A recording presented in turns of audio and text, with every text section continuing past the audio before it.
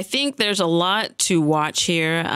Again, to your point, I think there are a lot of question marks too. Another one that is still overhanging the company right now is just being able to finally close this Aetna deal. So we found out just this week, Department of Justice has formally asked a judge to finally put the stamp of approval on the CVS Aetna merger. There's about a 50-50 shot, at least according to some analysts, as to whether or not they'll get this final approval. It sounds like the district court judge has been very adamant about saying they should have actually gotten consent before moving forward with integrating and closing the deal, which they actually did. So I think that's one question mark. The other question mark, too, that I think a lot of investors, particularly this last quarter, have been scratching their heads about is earnings.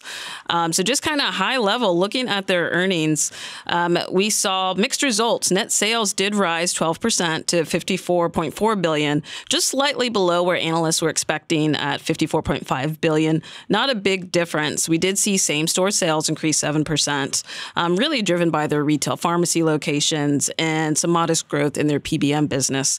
But I think, Dan, really the big overhang for this company was actually in their long-term care business.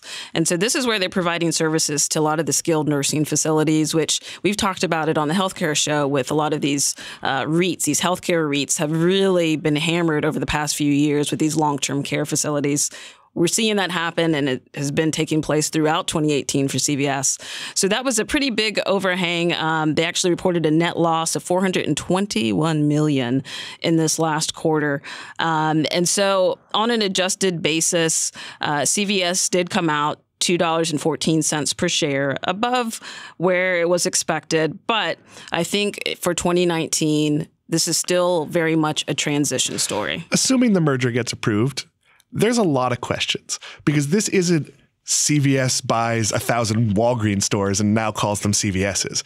This is two adjacent but completely different businesses. How are you going to integrate the insurance model and CVS? And obviously wellness should impact insurance rates. So there's an area where you could see, but it's something a lot of companies have tried to do. And it's not a simple one. And this isn't your typical merger where you can say, okay, let's get rid of all these back-end functionality. Accounting for an insurance company and accounting for CVS are different. So there's not going to be necessarily some of the synergies you easily get. And they're going to have to kind of drag people kicking and screaming as they do some of this, because they're going to be transforming what Aetna is at a time when the country hasn't really figured out how healthcare and health insurance works. I totally agree, Dan. I think a lot of question marks. Right now, stock is trading at a PE ratio of about 9, dividend yield of about 3%. What do you say to the investor who's just kind of sitting on the sidelines? Is now the time to get in? Or no, do you think stay on the sidelines. I'm not nervous about the success of this company, but the merger and whether they 5 years from now spin it back off and decide it didn't work doesn't necessarily depend on them. We have an election coming up in 2020 that may very well change our national attitude on healthcare and how it's provided. So you own an insurance company and we have a major change in how insurance is provided. That's going to impact you. So I think there's things out of CVS's control, and they are smart to be moving into the wellness space. But we talked about this before. If you were going to go on a diet, would you go to the CVS Diet Club, or would you just go to Weight Watchers, or WW as they call themselves now? Probably WW. Yeah. So they're going into a lot of areas where, all right, I might take a casual yoga class at a CVS, but how are they going to work that out? I'm trying to meditate, and the person over at the counter is loudly complaining that their prescription is too expensive, which if you've lived in Florida, you've heard that every time you've ever been in a CVS. There's a lot of sort of issues to figure out. And as a consumer, I don't want to suggest anything nefarious, but CVS does better if I'm not well.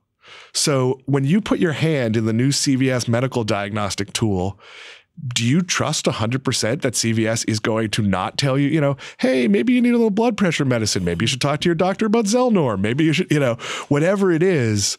I think they have a lot of barriers, and I'm not saying they won't get there, but I would wait if I was an investor. Fair warning there. And I think I agree for the most part. I think long term, this is a very interesting company. They are going through a massive transition in terms of who they are.